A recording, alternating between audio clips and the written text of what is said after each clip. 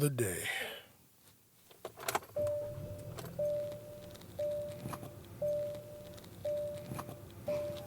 All right, let's ride.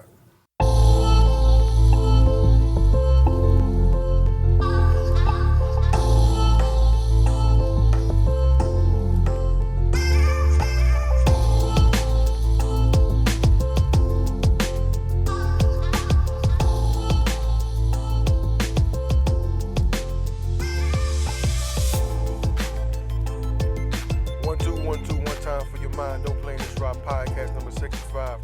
Happy Black History Month to everybody in the US of A. Please celebrate. Please learn some things about Black history that you didn't know, and then let somebody else know who didn't know. Like I always like to say, spread the wealth, spread the knowledge, spread the opportunity, spread the understanding, wisdom, and all that.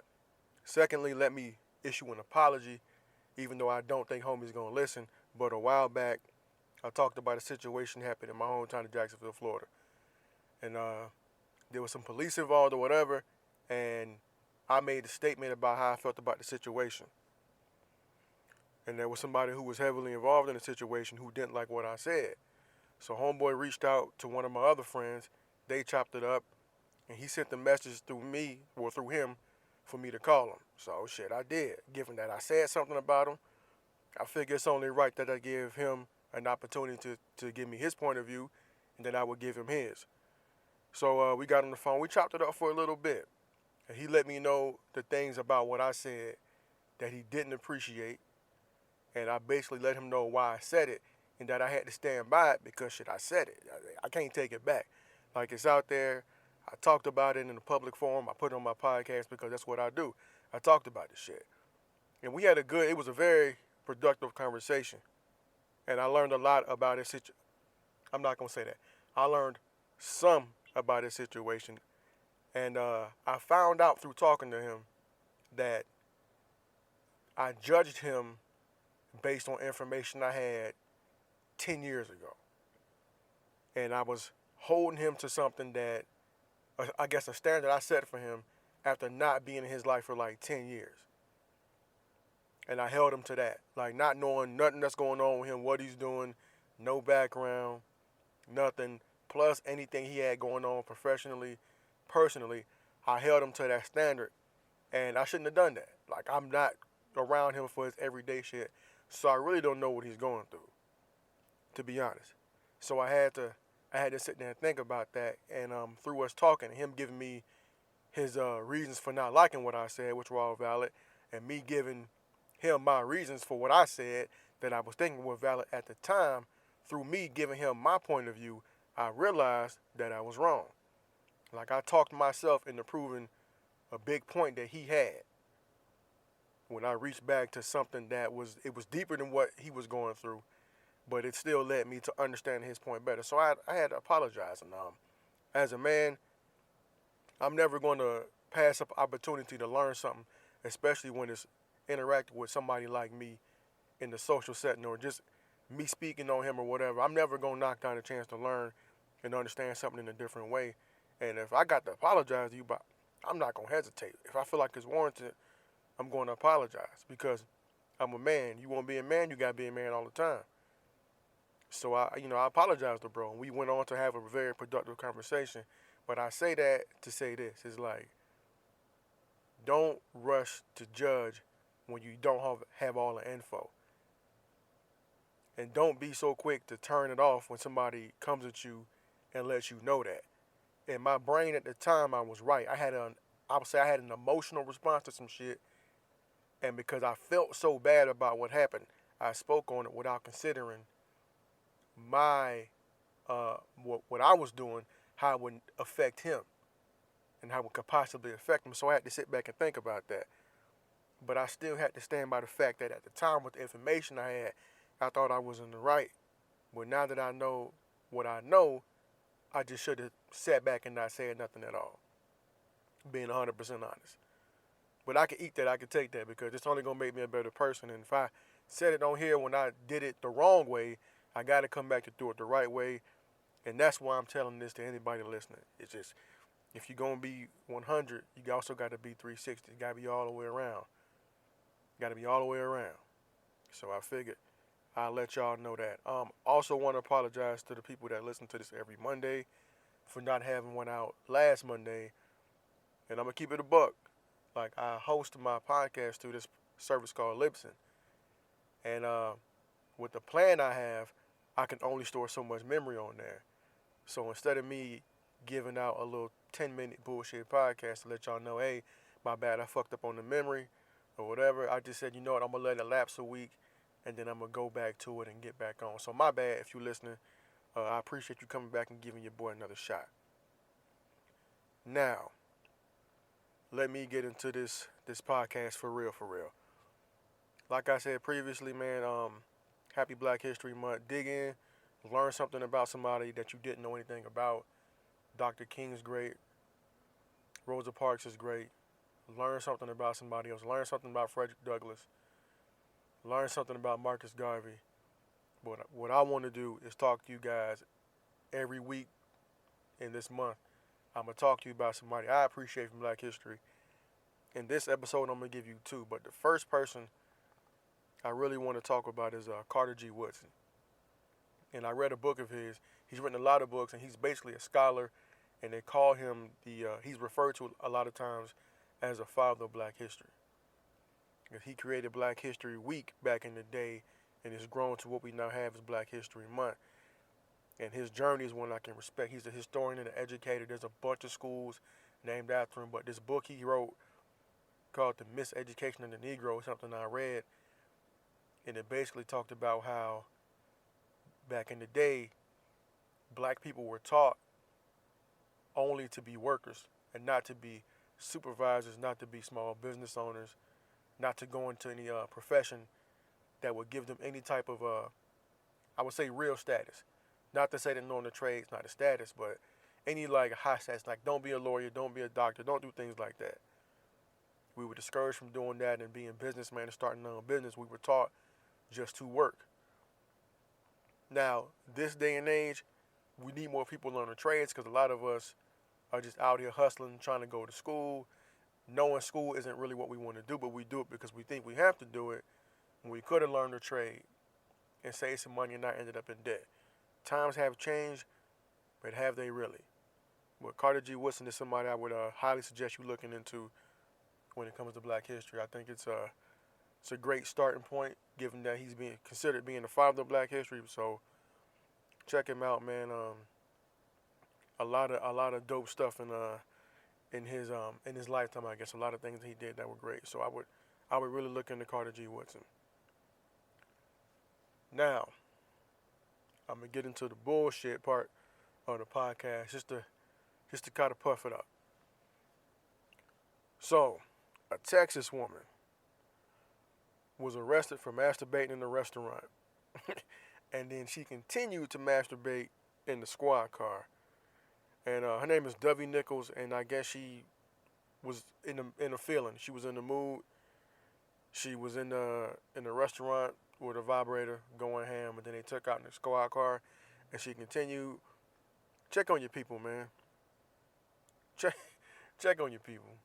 If you got somebody crazy, man, make sure they getting help. I know I say this all the time. I talk about mental health low-key, but you really gotta, don't throw your people if they got issues, man. Help them out. You don't want this to be your auntie on TV going fucking ham with the vibrator in the restaurant. That's wild. That's bad for business. We don't want that for our family. So check on your people, man. Jacksonville Sheriff's Office, they're looking for a few guys in another operation. And it's all connected to the rapper who was shot last year. There's a dude named Youngin Ace, and he spells it Yungeen Ace. And local rapper, he's had an interview with DJ Vlad on YouTube, if you ever check for DJ Vlad. But he had an interview talking about it. A little bit of a situation, obviously, is before he was shot. And it's sad, man. What's going on back home is sad. I really, really wish somebody would step in on the street level. And I know they're probably trying. I say this, I wish them the most success. And I can't talk a lot of shit because I ain't there right now to do anything. But I can still want better for my hometown and my community. And whenever I get a chance to get back there and be there long term, I'm going to do whatever I can to get involved even if it's on a small level. But something has to be done. The shit that's going on, the culture there can be bad. I would consider it bad because life don't mean shit. Motherfuckers will jump in their car and go do something to somebody quick in that city because that's just the way it's just the way it is. It's acceptable. When I was a kid going through there, people was getting stomped out, beat up at the mall. People were shooting at each other and shit. Wild stuff. And it's only gotten worse because they was watching us.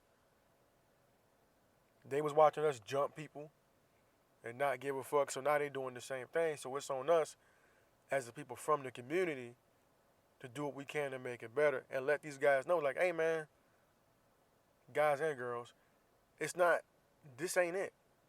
The shit you doing that you feel like you have to do, you don't. There's other ways to move around in life. There's things outside of Jacksonville, Florida, and that's what I really think a lot of the issue is, because I think there's a lot of people that don't leave that city. They stay there and they're in a bubble. And I'm only telling you because I was in it. Like when I was going to school and when I was young and coming up, seeing somebody black wearing some shit like Aeropostale or American Eagle or shit, you look at them like they was crazy. Because that was considered white people shit. And then when I left, I saw people wearing it that was black. It blew my mind. And it's like, it's small, but it's a real example of how things went where I'm from. It's just like, you don't do certain things, but these extreme cases of violence and shit are okay. Somebody can tell you about a shooting, and instead of being like, oh man, that's terrible, you look at the situation and be like, yeah, that makes sense. That makes a lot of sense. Not considering the loss of life. And I understand the tit for tat, 1 for 2, you get me, I'm going to get 3 for yours. I understand that. I get that. Because where I come from, that's the nature of the beast. You can't let somebody get one up on you. But you can. And you can't. It's a weird. You don't have to feel like that. Some things need to be handled by the police. And I'm being 100% honest. It's like, I would rather one of the homies who got into a situation, right, they leave unharmed. It's better for them to deal with the police than to go out there and do something wild on their own. If you a civilian. I kind of hold on to if you out here wilding or whatever, and you out here causing friction, and you provoking shit, and you kind of get what you get. I still abide by that. I still believe in that. It's fucked up, but that's the way I think. But if you're just a regular person, if you a motherfucker like me, you go to work, you go home, you take care of your family, you don't fuck with nobody, you hang with your people, you go out your way to be a decent person. You don't need to be the one out there trying to be Captain Save Everybody and get out there with your gun and go out there and shoot the block up. That ain't what you need to be doing. But if you live in a certain lifestyle, I'll say an outlaw lifestyle, I understand. I understand that if you're doing something illegal and somebody takes something from you, you can't really go to the police. And then at that point, my level of sympathy for you is going to be low. But at the same time, I understand that way of thinking. I just would really, really like my people to get away from that way of thinking. That don't mean I don't understand. I just want us to get away from that shit. I've seen my big homies do it. And that's what I think the problem is. I know I say it a lot, but the people I see who don't have big homies are the ones I see getting into shit that they shouldn't. Or things that can be prevented. It ain't even got to be so much that the big homie set you down and talk to you like, hey man, don't do this, don't do that. This and the third. You can watch them and see how they grow. Because the guys I know that was in the street doing wild shit, they don't do that no more. They got jobs. They all got jobs. They got kids and jobs. That's the one thing they have in common. They got kids and jobs, or they're trying to start their own businesses and move on through life. That should show you right there that the people that you looked up to when you was young, that was kind of in the streets doing whatever, they grew. And we got to grow as a people, but I feel like we're leaving our youngest behind. We're leaving them behind. We're letting them fall victim to this bullshit that's being made normal by people who make money off the shit we do. People that hijack our culture and popularize all the negative shit. That's who's influencing them now. And that's who's reaping the benefits. So we got to find a way as a community, nation, worldwide, however you want to put it, on how to change shit. And that's just something that's real to me. I had to say it. We can't be like the people who should be big homies like Bow Wow getting arrested for silly shit. Now, I don't know 100% what happened with Bow Wow, but he got arrested in Atlanta for an altercation that he had with a female. Now, to be fair, the pictures I seen, like homeboy had scratches on his face. I don't think he was the aggressor. What the police are saying is that both sides are going to be charged with battery. That's all I got. But Bow Wow got to put himself in better situations. And while I don't think that he would be dumb enough to be out there beating up on a woman, I have been wrong before about celebrities doing wild shit. And two, even though I know he has to live, he has to get out there and experience life. It's like, bro, you've been a celebrity probably 20 plus years, man. You got to have your head on better than that. You got to have your head on better with that. Especially dealing with these women. Especially dealing with them. You got to have a better circle around you to make sure you don't do shit like that. I know people say it all the time, but it's true. Or who are you with? Because you're probably the check. You're probably the one with the money that's going to control a lot of the movement. So they should be protecting their interests, if anything. And if they real and they true blue homies, they not going to let you do stupid shit. Look at another situation, like if you look back at like Kareem Hunt. His homies was trying to stop him.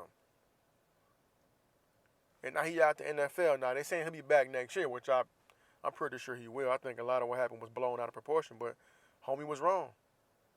He had a good circle and he ignored it. Now he out here fucked up. Let's look at Tekashi. This is another example of somebody who had a terrible circle. Like he was a check and they used him, and now it's rumored that they're trying to kill homeboy. Because now they all locked up. And the wild shit is they fuck around in the feds right now. He get with these guys from the hood, real guys from the block, make it big, being disrespectful as fuck, and all that shit come back around. Now you got people trying to get at you. You got people wanting to do shit on your behalf, which I always say is dangerous.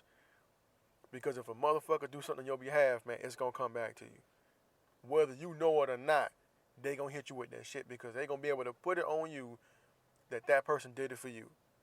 That's how shit work. Perception is everything. And when you in a situation like that and you end up in the feds and you really ain't cut from that shit, like this young man apparently was not. Now in a situation where he pled guilty. He pled to what, 9 charges? He pled to 9 charges.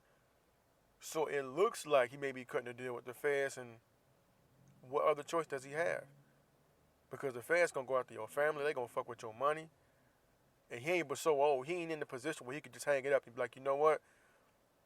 I got a kid, but you know what? I'm at an age where I'm old enough, I'll live my life, whatever. I'm gonna take these numbers and I'm gonna sit down. That man's still young. And then these dudes was robbing you for millions of dollars. I don't blame him at all. Looking at it now, he's supposed to be getting $100,000 for a show, only getting 60. Come to find out, he's supposed to goddamn near $1 million. He lost out on $3 million, and now I'm in jail with you, and you want me to keep it a bean and not say nothing to the folks when they about to put me in here for 30-something years in the slammer? Nah, because, sorry, you call me what you want. That boy's in there about to get them tattoos removed. He's about to be in Wyoming, Alaska somewhere, living a whole different life. But that's the part of it, man. When you get to a certain spot, even in your daily life, you need to have a good circle. Your daily life, you need to have a good circle around you. And this young man didn't have that. Now he about to go sit down for a long time. And I almost feel bad for him, but then again, I don't because of the shit he was doing. Like, I want to. But every time he looked in the camera and told somebody, suck his dick, nobody gonna test my gangster. Every time he was disrespectful to somebody, I remember that. That shit burned in my brain. So now you're locked up with some real gangsters. in the gangsta situation, and now he got to react. And we gonna see if he really pulled up a deal with these feds, which I would understand. But he definitely put himself in that situation. You see, people he was trying to provoke, they got smart. Chief Keef got smart. He got tired of fucking with the law, tired of being involved in shit. Somebody shot at that man, he let that shit go. He didn't even pay it no mind that he was in the wind. He's like, well, okay, whatever. Didn't even mention it. He know better. Some people learn, some people don't. And these are all just fucking kids, millionaire kids that we call stupid every day. But look, somebody like Kodak Black, go to jail, come back, still rich. Go to jail, go broke, come back, still rich. All these boys ain't stupid, man. This Kodak Black, hopefully he's getting a better circle around him and moving a little bit more different. And things for him will improve.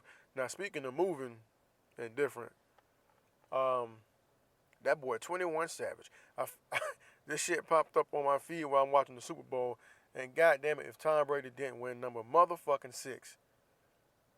I sat there and watched that game. A lot of people said it was boring. I disagree. Defense is part of the game. If you don't like it, don't watch the fucking game. Don't watch it. But it was a great game defensively, but the Patriots pulled it out. I do feel like, man, it's always something with them. It's always something with them. And, man, if it wasn't this little punk-ass holding call when the Rams were rolling, the Rams getting it cracking, they rolling, going down the field, and they call this little bullshit-ass holding penalty on the center, number 65. I don't know his name. But that play call was some bullshit. Just like how everybody was mad about the Rams, maybe it's karma. But I don't really hold the Rams to that for that pass interference, because if you look at it, the first quarter of that game they played against New Orleans, the wide receiver dropped the touchdown in the end zone. Straight up. Now, he got hit, much like Cooks got hit, and couldn't get the ball, but he had the ball in his hands. I don't know if he's a tight end or receiver from New Orleans, but he had the ball and he dropped it. Cooks at least got rocked and there was no way he was holding onto that ball. But there was that holding penalty, that bullshit holding penalty they called against the center. And then they had the penalty when they played in the AFC Championship game where they called the hands to the face, a roughing the passer on the guy. When I say he barely touched Tom Brady, they got the penalty on him, but Patrick Mahomes got slapped all in the face mask pulled, and they didn't call shit. And I'm sitting here watching them win this game again. But you know they execute, man, to be 100%. They execute. You know, first quarter with TB12 and them, first quarter, we're going to run the ball, we're going to hit you with some Amendola. We're going to Gronk you up one time. We're going to try Chris Hogan. But it's going to be a lot of Julian Edelman. Edelman, run game. Edelman, run game. That's the first half, just about. They may hit you with some James White. In the third quarter, that's when they cut on Gronk. That's when they cut on James White. So now you got the running game that's going. You got Julian Edelman going. You got James White coming out the backfield going. And you got the fullback running. That's like the third quarter. Halfway through the third quarter, you're going to start seeing more Gronk. And if they can get Chris Hogan out there, you're going to see more Hogan. But you're going to see a lot of them, okay, Burkhead up the middle. We're going to put James White out there, let him come out the backfield. This game, it didn't work. But what that does in my brain is that creates the threat. And that's what the Patriots do the whole game. Create the threat of you getting beat by this. And once they see that can get you with that, okay, we can run up the middle. Okay, now let's get Edelman out there. Let's get James White out there. Let's sprinkle in some Gronk. And then they go Gronk heavy. And when they can't go Gronk heavy, they hit you with some more Edelman. And a couple more runs. And then they go deep to Gronk. Because they don't have that deep threat on the outside no more. And I'd be goddamn it if they didn't do it this game. Same shit. And then that last interception, that was on Goff. He was getting blitz, of course. I give y'all that. But he threw that ball up, and I'm like, come on, fam. You can't do that in the Super Bowl. And I understand, hey, I've never been there, never played on that level. I get that. But I'm expecting somebody with his skill set at that level in that game against that team to know better than to just throw the fucking ball up. You got to get that ball out of bounds. Take the penalty over the pick.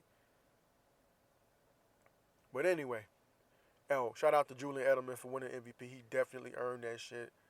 They got the MVP right this year because he caught damn near everything that was thrown his way and then added some yak after that. That's yards after the catch for y'all that don't know. Running after you catch the ball.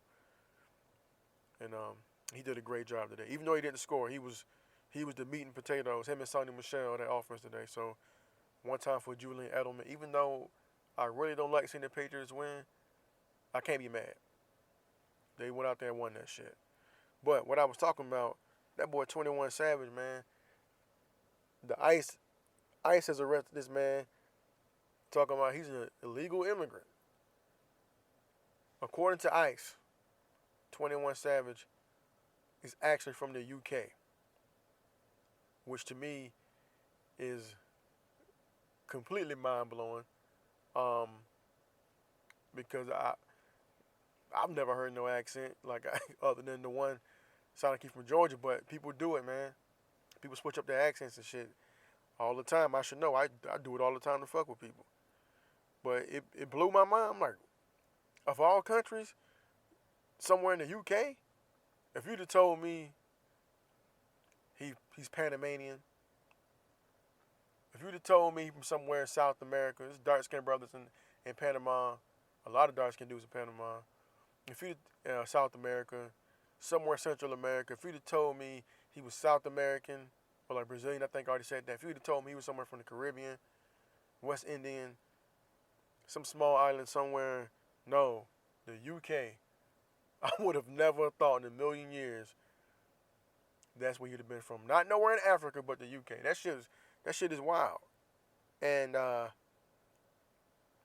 don't think it's gonna. I mean, it may affect him a little bit, but if he can shake it, it shouldn't hit him too bad because he still got money. He still just put an album out. Now, if they fuck around and freeze his funds and everything, then he gonna be in some trouble. But I'm shocked, to be honest. I'm 100% shocked. And I'm thinking this dude born and raised in Atlanta.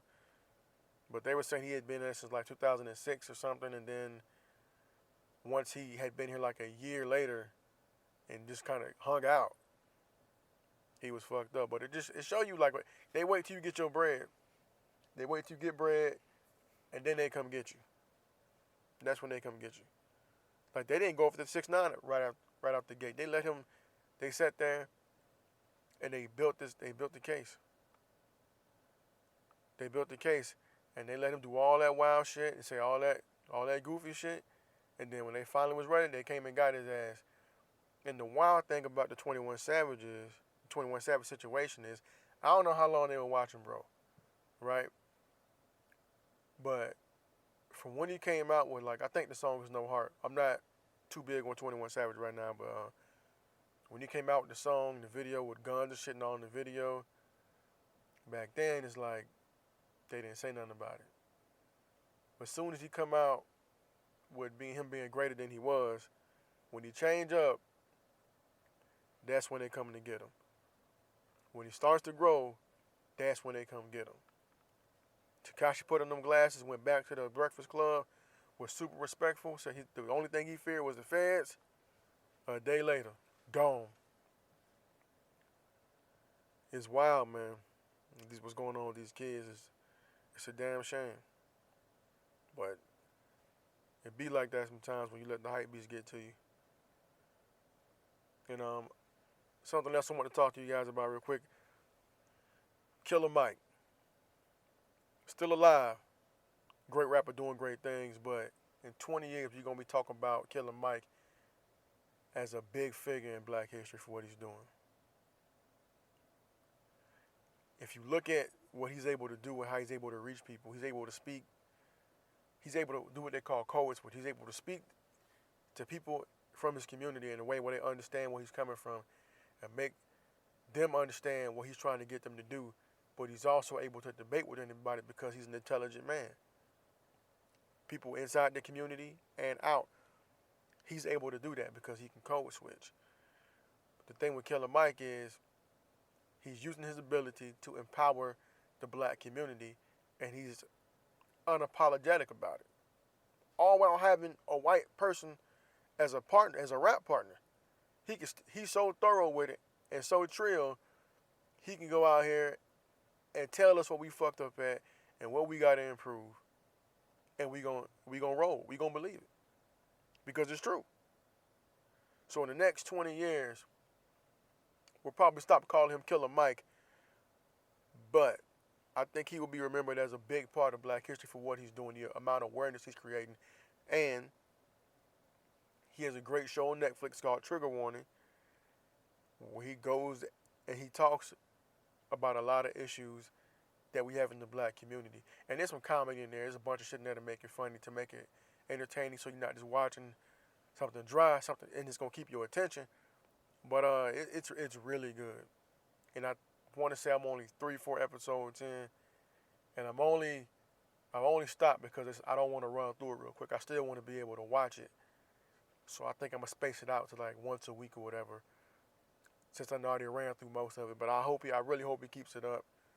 And if not him, somebody else picks up where he's left off and continues to do something like this, because it's what they call edutainment. If you ever heard the phrase, it's educational, but it's entertaining you. And I think it's really great. I'm a real big fan of the shit Killer Mike is doing. I think everything he's doing is what David Banner wanted to do. Not to compare him, but I don't believe David Banner has gotten as far, and I don't think he's as public as Killer Mike, but they're doing a lot of the same things. And I would love to see them in the room together doing this. Like, I'm not comparing, I'm being factual about it. I think Killer Mike got further than him, and I would really like to see them do this together. And even if, say, Killer Mike don't continue, maybe David Banner picks up where he left off with the Netflix series, because I think it's something really dope. But hey, that's just me talking. Also, real quick, the sports shit, man. I want to get into this NBA trade. This trade mess is craziness, and I don't know if you guys follow Michael Rappaport. He's an actor. He's like a sports commentator. I don't know if you follow this guy on anything, but he's a stone cold New Yorker, and he was pissed off talking about this Porzingis Dallas trade, and it was wild. Like, I'm just fucking around there working, and the news hit my phone and there's a trade being made. I'm thinking it's somebody else, and I'm about to get mad, but it turns out Porzingis wanted out of New York, which I felt like would be the perfect, place for him, being that it's like the biggest city in the country. It's the big international city. I felt like he would be more at home there, just like, on his everyday off time. But I guess he didn't like the culture there. He felt like it was a losing culture.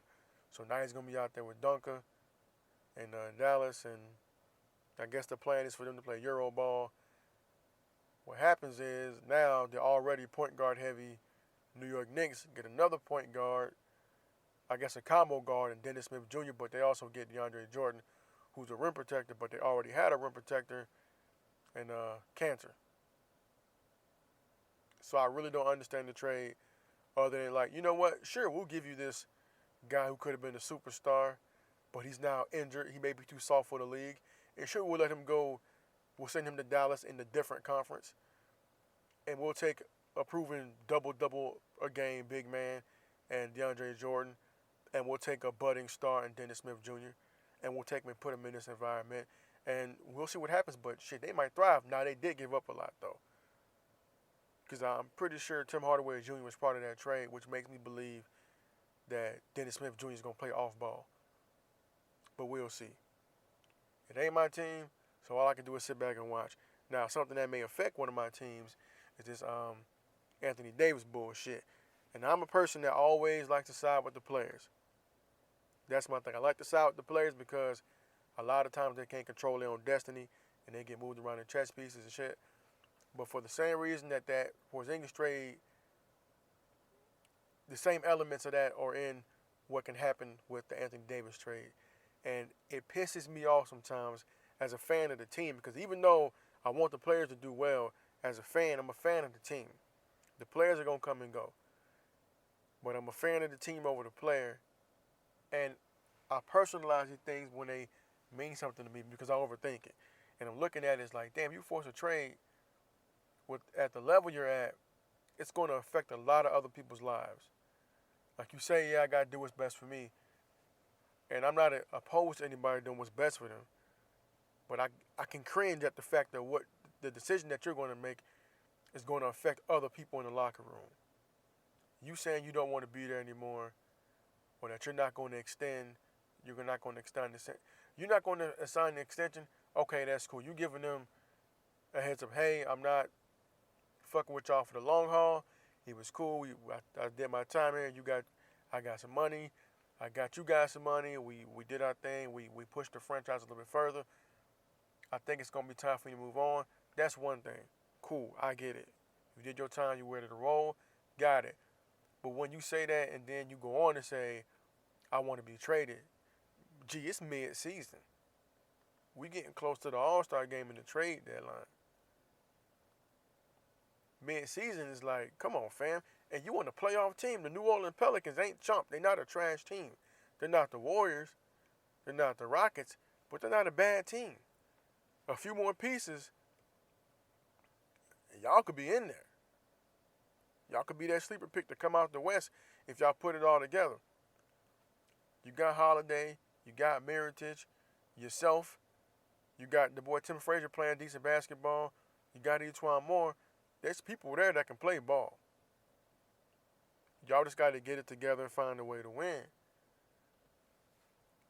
But when you say shit like I want to be traded, like a lot of people, when you're a superstar like that, a lot of people are going to be affected like by just that statement that you made.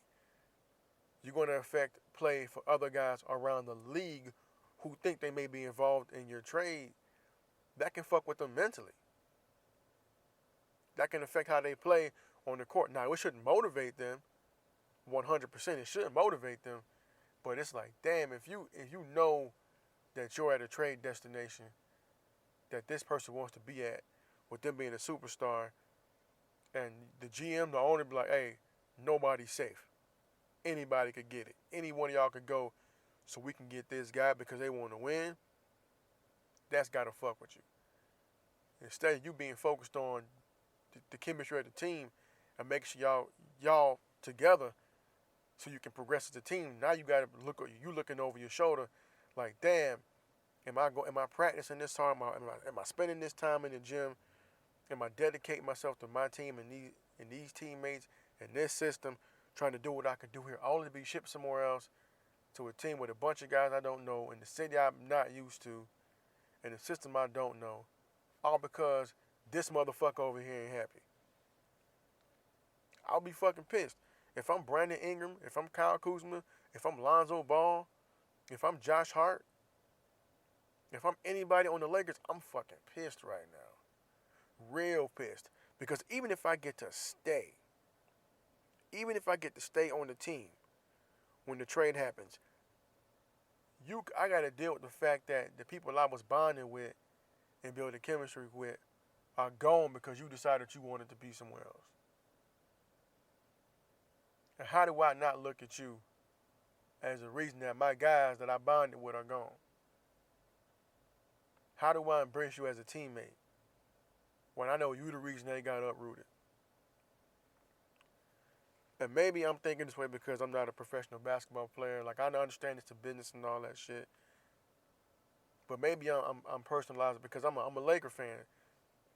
Transparency, I'm a Laker fan, and I like that young group. And I didn't want LeBron coming there first. And then I backpedaled, and I saw the development that I think he inspired, along with them being there 2 years of building more chemistry and being more familiar. I see the change in the team. They're more mature. They got some more dog in them. They ready to go out there and get it. But the thing about having LeBron on your team is that it tends to make the GMs and the owners want to microwave the team. They want to throw the team in the microwave and just manufacture a championship team. Then we'd be like, oh, we got LeBron. All of a sudden, we got a chance. Like, listen, most teams that win aren't just put together with free agents and trades. Most teams that win because they drafted well. And they had the players in the system for a while. And they went out there and got pieces they could fit. Because they drafted these guys, they got them under contract. They made good deals to get good players, to get good quality players in there that they can afford, and they didn't try to throw a bunch of superstars together. We saw it in Miami. It took them like a year to get it to work. Now they got to the finals because they had like the three best players in the East at the time on one team. So they got there, and D Wade and LeBron, they know each other. They hung out. They were cool. They already had some personal chemistry. Then you add Chris Bosh to the mix. He had to figure out to get in how he fit in. And they had a decent bench there because Miami already had some players in place. They had a decent bench, but it still took them a while. Like once they got rolling, they didn't win the ring out the gate. They went to the finals a bunch, but they didn't do it like, it wasn't like instant championship. They had to go there, lose, learn how to play, and go back. Now, when they tried to do this shit in Cleveland, LeBron leaves and go to Cleveland. Now, LeBron being LeBron, one of the greatest players of all time, he's going to elevate any team. So he goes to Cleveland. But if you look at the Cavaliers, they already had a squad that was coming together. You had Kyrie. You had Tristan Thompson. They had already drafted those guys. Then they traded for Kevin Love. So they trade Wiggins, they pick Wiggins, and then the other dude, Anthony Bennett, they trade them to Minnesota to get Kevin Love. So now you got a team that's kind of put together, but some of those guys are already there. And it worked out, and they were successful, and they overcame a huge obstacle and beating Golden State their second time around in the finals. But then Golden State adds KD.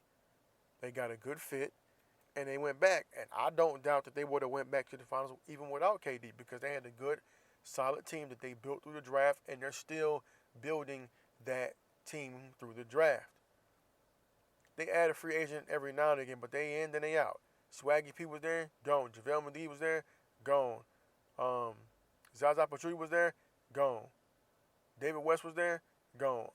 The core guys, the Iggies, the Livingstons, the key free agents they brought in, and then all the three biggest stars on the team, other than KD, they drafted them all. And they built that team in the system and in the culture to where they can be successful. And the Lakers have the opportunity to do that. But if you snatch all the youngins out to go get Anthony Davis, now you get Anthony Davis and LeBron. Who else you got? Because you're going to have to get all your depth away. I'm not expecting Lance Stevenson to stick around in L.A. I would love it, but I don't expect it. I don't expect Michael Beasley to stick around in L.A. I don't expect Rajon Rondo to stick around in L.A. Now, the guys they drafted, Kuzma, Hart, Alonzo, Ingram, if it's me, I'm betting on them with LeBron in the mix and the other veterans they got. I'm betting on my core to take me there. I'm betting on that versus me shipping everybody out for one player, be it Anthony Davis. What if that motherfucker get there and tear an ACL, Achilles gone? Look at Boogie. Boogie didn't want to be in fucking Sacramento, ends up in New Orleans, gets there, Achilles torn. Done. Don't even play for him the next season. Gone. Then don't re-sign in the offseason. What are you willing to give up? That's my issue with the LeBron shit on teams. It turns into a microwave situation. He's 34, he's trying to get back. And I'm looking at it like, bro, I want you to stay there, but you had your chance. Don't fuck up the chemistry these young boys got. Y'all want to make the team better? It sounds fucked up, but trade LeBron. If you really want to make the team better for the long haul, go with youth. Trade LeBron. Then you get your double big man to get you all the buckets down low and stretch the floor, opening up the court. You let Lonzo Ball be the primary ball handler on the court like he should be. You open shit up for Kuzma and B.I. You Gucci. Davis at the 5. Kuz at the 4. Ingram at the 3. Lonzo at the 1. Caldwell Pope at the 2. Josh Hart and Rondo coming off the bench. You solid. Develop the team. If you gonna bust a move, bust that move. Trade LeBron. He's 34 years old. Out there with semi-ulterior motives. He got a production company. And while I love LeBron being in LA, I like the team more. I like LA more. And once you get Anthony Davis out there,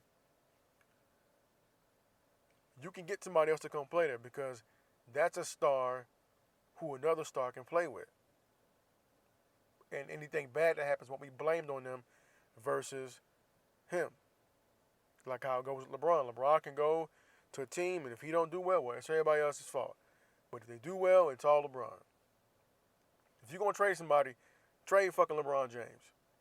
Go with youth, keep your core, keep it moving, and lock it up. Excuse my rant, but I had to get it off my chest. I tell y'all, this like therapy for me. That's exactly what it is. Real quick before I get up off this podcast thing, Google for vets, man. If you are a vet or if you know any vets, if they're looking for a job, they played this commercial during the Super Bowl. I think I said something about this a little while ago, but they have Google for vets. And no, it's not for veterinarians, but it's basically for people who have served and are serving in the military. If you're looking for a job, you can type in, you can go to Google and basically type in your NEC, your MOS, whatever your occupation is, your job code is, type that in, and Google will direct you to jobs that meet the criteria of the specific job code that you put in there. They'll find something related to that because Google's looking out for the homies. So please, if you know any vets, tell them that, man. And that's it, man. Happy Black History Month, man.